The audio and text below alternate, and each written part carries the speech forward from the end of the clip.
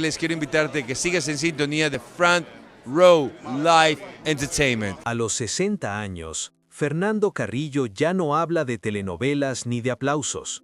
Habla de esposas, de traiciones, de un hombre llevado ante la justicia con uniforme naranja. Mientras las cámaras buscan lágrimas, él ofrece convicción. Mientras el mundo celebra una caída, él pronuncia lealtad.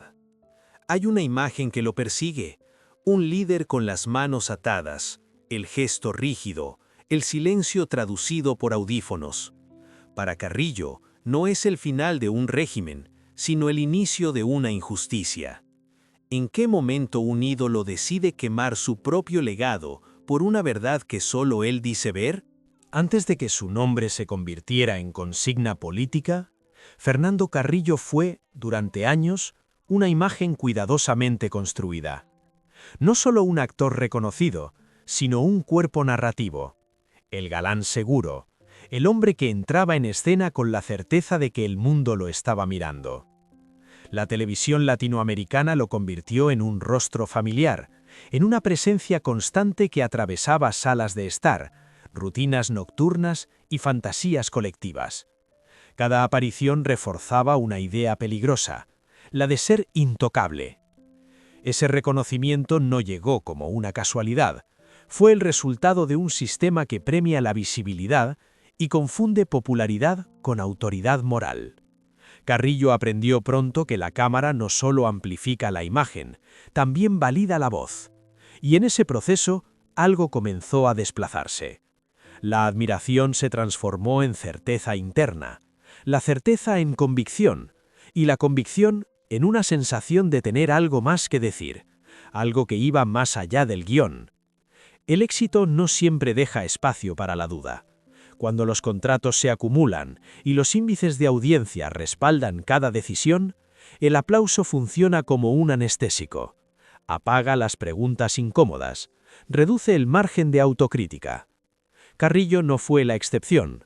En la cúspide de su carrera, rodeado de reconocimiento y privilegios, empezó a habitar un territorio ambiguo donde la fama se confundía con verdad. Lo que decía era escuchado, lo que opinaba replicado, y lo que creía raramente cuestionado. Pero todo ascenso contiene una grieta. En su paso no fue un escándalo inmediato, ni una caída repentina, sino un cambio silencioso en el tono. Sus palabras comenzaron a adquirir una dureza distinta. Ya no hablaba solo como actor, sino como alguien convencido de haber entendido las reglas ocultas del poder.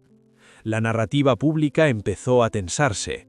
El galán se convertía poco a poco en un hombre que opinaba sin filtros, que desafiaba consensos y que parecía disfrutar el conflicto.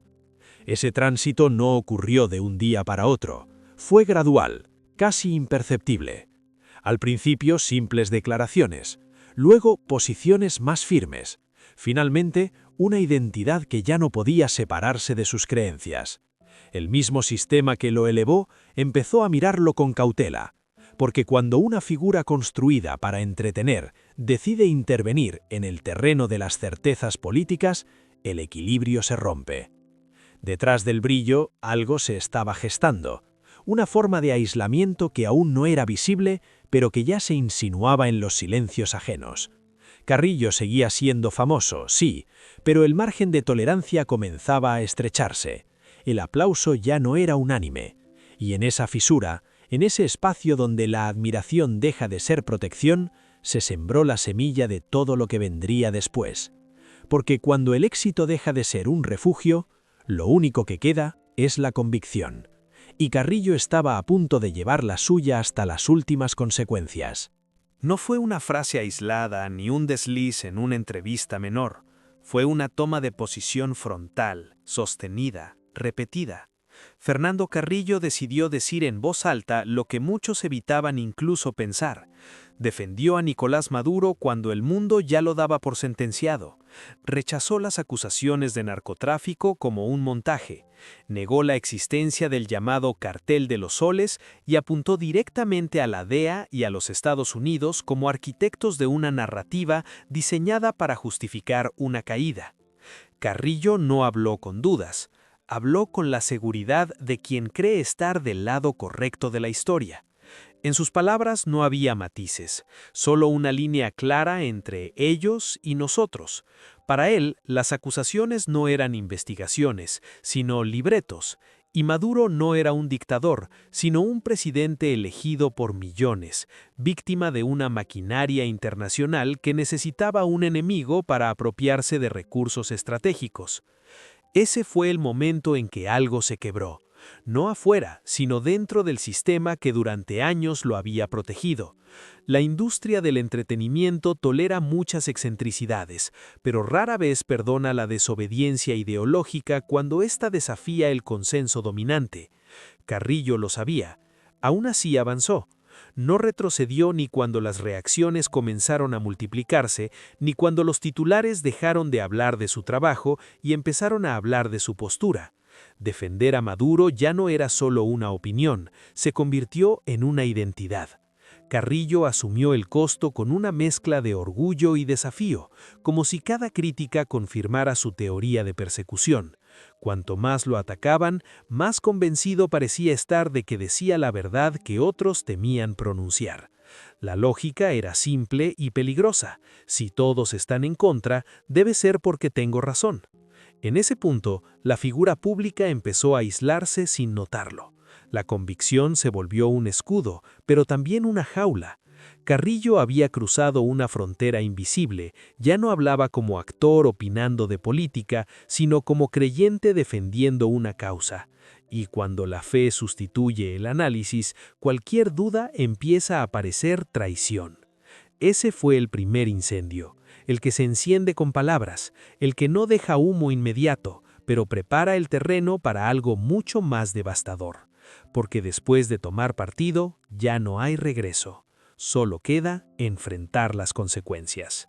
Las consecuencias no llegaron con un portazo, llegaron como suelen llegar las verdaderas condenas, en silencio. Fernando Carrillo empezó a notar que los teléfonos dejaban de sonar, que los saludos se volvían breves, que las invitaciones desaparecían sin explicación. No hubo comunicados oficiales ni rupturas públicas, solo una distancia creciente, incómoda, imposible de ignorar. En un medio que vive de la cercanía y del reconocimiento mutuo, ese vacío pesa más que cualquier titular. Carrillo lo describiría después con una palabra dura: lepra. Así se sentía, como alguien marcado, evitado, apartado del círculo social que durante décadas lo había celebrado. Los pasillos de los canales, antes familiares, se volvieron fríos. Los proyectos se congelaron sin motivo aparente. Nadie le decía que estaba vetado, pero nadie lo llamaba. Era una forma de castigo que no deja huellas visibles, pero que erosiona lentamente la identidad. En su relato, el aislamiento no era casual, era una represalia. Carrillo estaba convencido de que su postura política había activado un mecanismo de exclusión dentro del mundo artístico, un acuerdo tácito para silenciarlo. No lo interpretó como una pérdida de apoyo, sino como una prueba más de que existía una narrativa dominante que no admitía disidencias. Cuanto más solo se quedaba, más se aferraba a su convicción. La lealtad, en su mente, se transformó en resistencia. Ese encierro simbólico tuvo un efecto profundo. Al perder el espejo de los otros, Carrillo empezó a hablar cada vez más para sí mismo y para quienes compartían su visión. El diálogo se redujo, el matiz desapareció, la crítica externa ya no era una advertencia, sino un ataque. Y en ese clima, la realidad empezó a organizarse en bloques irreconciliables, aliados y enemigos, fieles y traidores. Mientras tanto, el mundo seguía avanzando. Otros artistas tomaban postura en sentido contrario, celebraban abiertamente la caída del régimen que Carrillo defendía. Cada gesto, cada publicación, era interpretada por él como una confirmación de la hipocresía del medio. Nombres que antes compartían escenarios se convirtieron en símbolos de una traición moral imperdonable. No era solo una diferencia política, era, a sus ojos, una fractura ética. Ese fue el verdadero quiebre, no el rechazo externo, sino la forma en que Carrillo lo procesó internamente. El aislamiento dejó de ser una consecuencia y pasó a ser una identidad. Ya no estaba solo porque lo hubieran apartado, sino porque había elegido un camino que, según él, pocos tenían el valor de recorrer. Y entonces llegó la imagen que terminó de sellar esa percepción, una imagen que no solo confirmó sus miedos, sino que transformó su convicción en algo mucho más visceral, algo que ya no podía explicarse solo con palabras. La imagen apareció sin previo aviso, como suelen hacerlo los símbolos que marcan una época. Nicolás Maduro, con las manos esposadas, escoltado, el cuerpo rígido, el rostro contenido. No era una fotografía más del ciclo informativo. Para Fernando Carrillo fue un golpe directo al estómago. No vio a un acusado, vio a un hombre humillado. Vio sobre todo la materialización de aquello que llevaba años denunciando, la derrota de una causa que, para él, aún no estaba perdida. Carrillo no habló de justicia, habló de dolor. Dijo sentirse devastado al ver esas imágenes, convencido de que no mostraban el triunfo de la ley, sino el éxito de una conspiración. En su relato, Maduro no había sido capturado, había sido entregado. Y toda entrega, según esa lógica, exige un traidor. Fue ahí donde la narrativa dio un giro definitivo. Ya no se trataba solo de enemigos externos, sino de una fisura interna, de una traición desde dentro del propio sistema. El actor empezó a señalar, sin nombres directos, pero con insinuaciones claras, a sectores de las Fuerzas Armadas.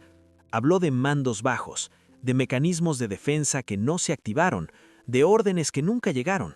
La captura, afirmaba, no podía explicarse sin una complicidad silenciosa. Para Carrillo, esa traición interna era más grave que cualquier ataque extranjero, porque rompía el mito de la lealtad absoluta que sostenía su fe en el régimen. A partir de ese momento, su discurso se endureció. Las líneas se volvieron más agresivas, los adversarios más visibles. Juan Guaidó y María Corina Machado dejaron de ser opositores políticos para convertirse en usurpadores, figuras que, según Carrillo, jamás fueron elegidas y aún así intentaron apropiarse del poder. No los veía como rivales democráticos, sino como piezas funcionales de un plan mayor, diseñado fuera de las fronteras de Venezuela. La indignación no se detuvo ahí. Carrillo dirigió su enojo hacia el mundo artístico, hacia aquellos colegas que celebraron públicamente la caída del régimen. Nombres conocidos, voces influyentes, antiguos compañeros de oficio. Para él no era solo una celebración política, sino una traición moral. Cada aplauso era una confirmación de que el medio que lo formó había elegido el lado equivocado de la historia. En ese punto, la confesión quedó completa. Carrillo ya no ocultaba nada. Admitía sin rodeos que estaba dispuesto a quedarse solo si eso significaba ser coherente con su verdad. La pregunta dejó de ser si estaba equivocado o no. La verdadera incógnita ya otra. ¿Cuánto estaba dispuesto a perder para no renunciar a esa convicción?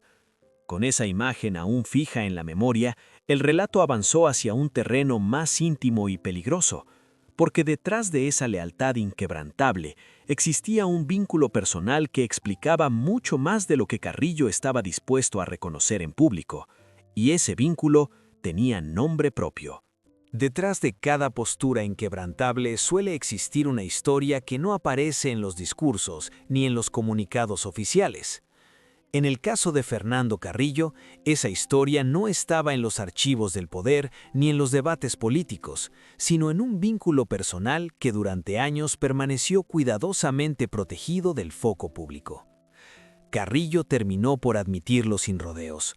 Durante 3 años, Delcy Rodríguez no fue solo una figura clave del régimen, fue su pareja. Una presencia íntima que hoy explica mucho más de lo que cualquier declaración ideológica podría justificar. Cuando habla de ella, Carrillo no adopta el tono del analista político ni del defensor estratégico. Habla desde un lugar profundamente emocional. La describe como una mujer excepcionalmente inteligente, disciplinada y leal, alguien que, según su relato, nunca dudó, nunca vaciló, nunca traicionó.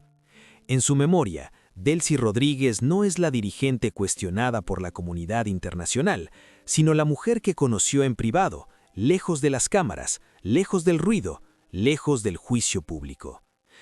Ese detalle cambia por completo la lectura de sus actos. La defensa férrea del régimen deja de ser solo una posición ideológica y se transforma en una lealtad cargada de afecto. Carrillo no protege únicamente una causa política, protege una historia compartida, una versión íntima de alguien que el mundo observa desde la distancia y la sospecha. Cada vez que rechaza las acusaciones, cada vez que niega una traición, lo hace también como alguien que se niega a aceptar que aquello que amó pueda ser reducido a una narrativa de conspiración. Carrillo ha sido categórico al afirmar que Delcy Rodríguez jamás habría entregado a Maduro ni pactado con Estados Unidos. Para él, esa hipótesis no solo es falsa, es ofensiva. La descarta con la seguridad de quien cree conocer la verdad desde dentro, no desde los informes ni los titulares, sino desde la convivencia y la confianza personal.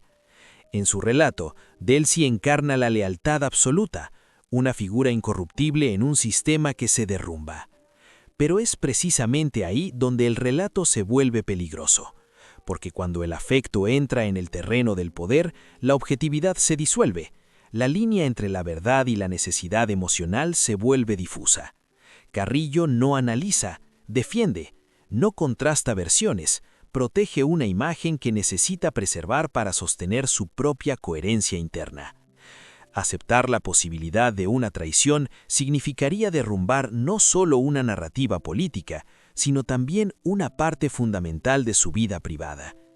Ese vínculo íntimo explica la intensidad de su discurso, la ferocidad con la que rechaza cualquier versión alternativa y la imposibilidad de retroceder. Carrillo ya no puede separarse de la historia que ha construido. Su lealtad no solo es ideológica ni estratégica, es profundamente humana. Y como toda lealtad nacida del afecto, no admite matices ni dudas. Con esa relación como telón de fondo, el relato avanza hacia un escenario donde las convicciones personales se enfrentan a una realidad implacable, una realidad que ya no se define por recuerdos ni por promesas, sino por imágenes, tribunales y cifras que empiezan a imponer su propio peso.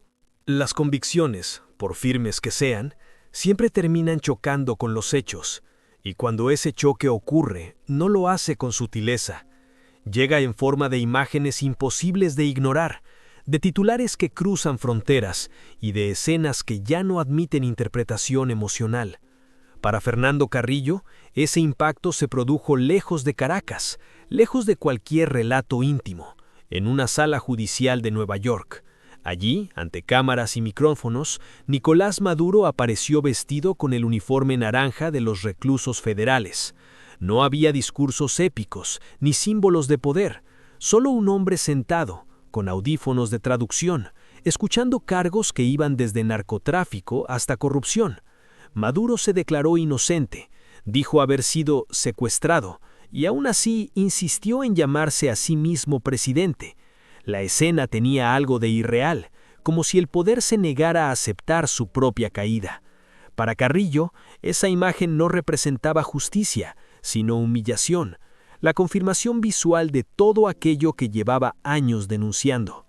Pero mientras el juicio avanzaba en Estados Unidos, en Caracas la realidad adquiría un tono mucho más oscuro. La ciudad entró en un estado de militarización visible, calles vigiladas, controles improvisados, hombres armados recorriendo barrios enteros. Delcy Rodríguez juró como presidenta interina en un acto cargado de tensión, mientras grupos armados afines al régimen patrullaban sin ocultarse. Revisaban teléfonos, detenían vehículos, sembraban un miedo que no necesitaba palabras para imponerse. El poder había cambiado de forma, pero no de método. En medio de ese clima, comenzaron a emerger cifras que rompían cualquier intento de relato heroico. El gobierno cubano confirmó la muerte de 32 de sus ciudadanos durante la operación de captura ocurrida el 3 de enero. Eran miembros de Fuerzas Armadas y del Ministerio del Interior.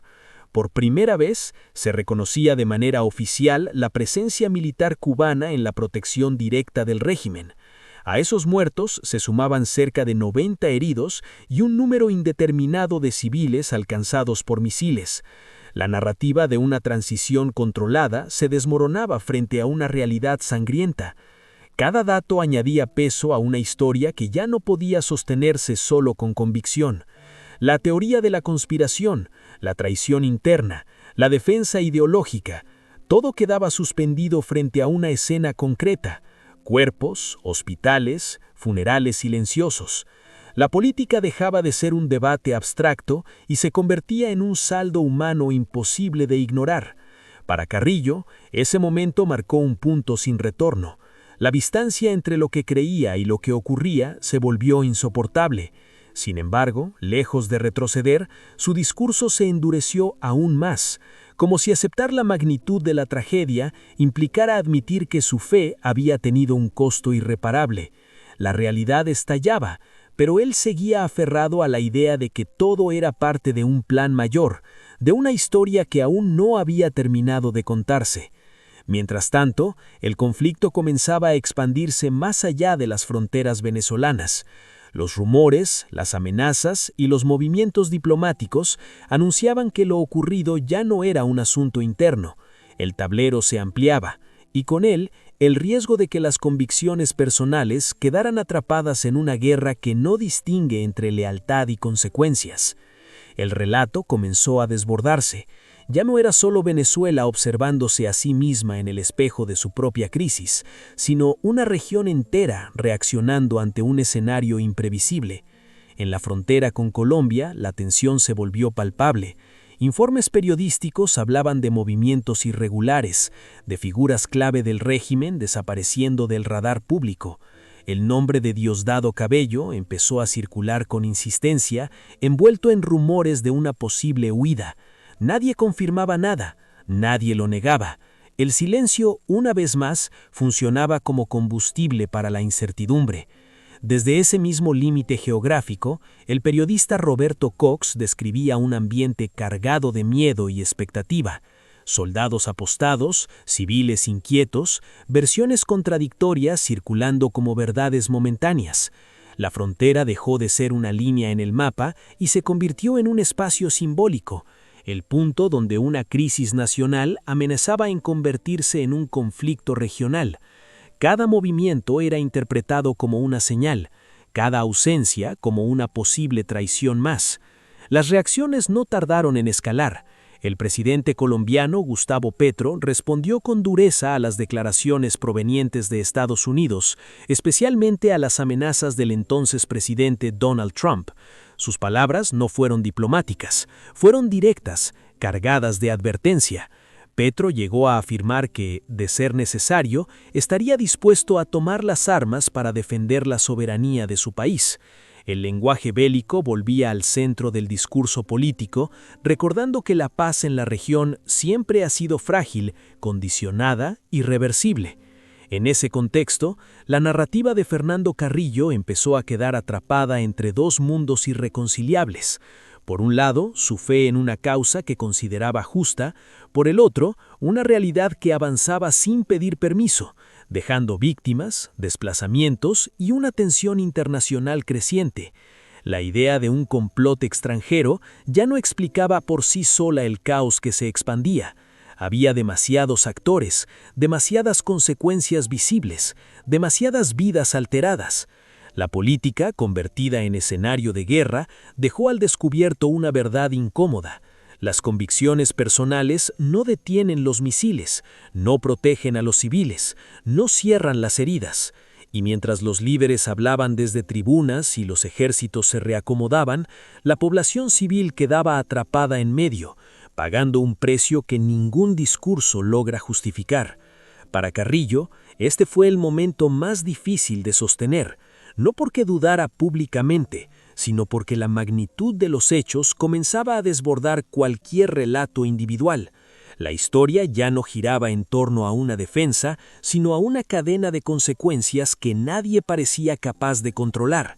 Y en ese punto, la pregunta dejó de ser quién tenía razón. La verdadera pregunta pasó a ser cuánto daño podía soportar una verdad defendida hasta el límite. Cuando la crisis cruzó las fronteras, dejó de ser un asunto de lealtades personales o de discursos apasionados. Se convirtió en un problema de equilibrio regional. En ese nuevo escenario, cada gesto adquirió un significado estratégico. Cada silencio fue leído como una señal, y cada palabra pronunciada por los líderes comenzó a medirse en términos de amenaza o advertencia. En la frontera con Colombia, la tensión se transformó en rutina. No hacía falta un comunicado oficial para percibirla. Bastaba observar los movimientos, las miradas desconfiadas, el despliegue de fuerzas que parecía anticipar un conflicto mayor. Los rumores sobre la posible fuga de figuras clave del régimen, entre ellas Diosdado Cabello, alimentaron un clima de sospecha permanente.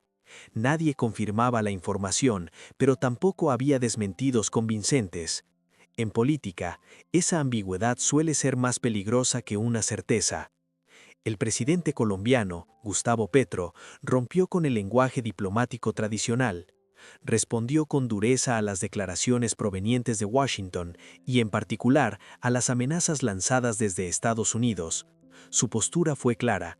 Colombia no aceptaría presiones externas ni permitiría que su territorio se convirtiera en un escenario secundario de una guerra ajena. Incluso llegó a declarar que estaba dispuesto a defender la soberanía nacional con las armas si fuera necesario. La frase recorrió la región como una descarga eléctrica. La retórica bélica volvía a ocupar el centro del debate. En ese contexto, la figura de Fernando Carrillo quedó desplazada a un lugar incómodo. Sus declaraciones, que en otro momento habían generado polémica y división, comenzaron a parecer pequeñas frente a la magnitud de los acontecimientos. El conflicto ya no necesitaba defensores mediáticos, se alimentaba de decisiones militares, movimientos diplomáticos y tensiones históricas no resueltas. La realidad avanzaba a una velocidad que dejaba atrás cualquier intento de control narrativo. Sin embargo, Carrillo no se retiró del discurso, persistió, continuó hablando desde el mismo lugar de convicción absoluta, como si la coherencia personal pudiera ofrecer una respuesta a un tablero que se reorganizaba sin consultarlo. Esa persistencia reveló algo más profundo: la dificultad de abandonar una verdad cuando ésta se ha convertido en el eje de la propia identidad. Dar un paso atrás habría significado admitir no solo un error político, sino una fractura íntima. Mientras los gobiernos calculaban riesgos y los ejércitos ajustaban posiciones, la población civil seguía atrapada entre decisiones ajenas. El conflicto, ya internacionalizado, dejaba claro que no había salidas limpias ni vencedores evidentes, solo un desgaste progresivo, acumulativo, que convertía cada día en una prolongación del anterior. En ese punto, la historia dejó de preguntarse por la lealtad de un actor o la legitimidad de un líder. La pregunta pasó a ser otra, más incómoda y menos heroica. ¿Qué queda de una convicción cuando el mundo que pretendía defender comienza a derrumbarse a su alrededor? Esa pregunta, sin respuesta inmediata, preparó el terreno para el último tramo del relato. Uno donde ya no importan los bandos, sino las consecuencias humanas de haber llevado una verdad hasta el límite. Al final, no hubo aplausos ni absoluciones, tampoco una confesión que cerrara todas las heridas. Lo que quedó fue una figura aislada, atrapada entre lo que creyó defender y lo que el mundo terminó mostrando sin filtros. Fernando Carrillo no cayó por un escándalo clásico ni por un error puntual. Su caída fue más lenta, más silenciosa, más profunda. Fue la consecuencia de haber convertido una convicción política en el eje absoluto de su identidad. A los 60 años, Carrillo no se presenta como una víctima ni como un arrepentido. Se muestra más bien como alguien que decidió no moverse aun cuando el suelo empezó a resquebrajarse bajo sus pies. Para algunos, esa actitud es coherencia, para otros, obstinación. La línea entre ambas es tan delgada como peligrosa, y en su caso nunca quedó del todo claro de qué lado se encontraba. La historia no lo recuerda ya por los personajes que interpretó ni por las escenas que lo hicieron famoso. Lo recuerda por una postura, por haber apostado su prestigio, su lugar en la industria y su red de afectos a una verdad que solo él defendió hasta el final. El precio fue alto: aislamiento, descrédito, una ruptura definitiva con el mundo que lo había elevado, pero también una extraña forma de fidelidad a sí mismo que no admite medias tintas. En el fondo, Su historia plantea una pregunta incómoda para cualquier figura pública. ¿Qué ocurre cuando la fama deja de ser refugio y la convicción se convierte en trinchera? Carrillo eligió quedarse en esa trinchera aun sabiendo que no habría rescate, y esa elección, más que cualquier discurso, define su legado. Quizá el tiempo termine de ordenar los hechos, quizá la historia reescriba responsabilidades y matices, o quizá no. Lo cierto es que cuando las luces se apagan y el ruido se disipa, queda una imagen persistente, la de un hombre que se negó a retroceder, incluso cuando hacerlo habría salvado su nombre. La pregunta final no es si Fernando Carrillo tuvo razón o no. La pregunta es otra, mucho más inquietante. ¿Cuántas verdades estamos dispuestos a defender antes de que empiecen a destruir todo lo demás?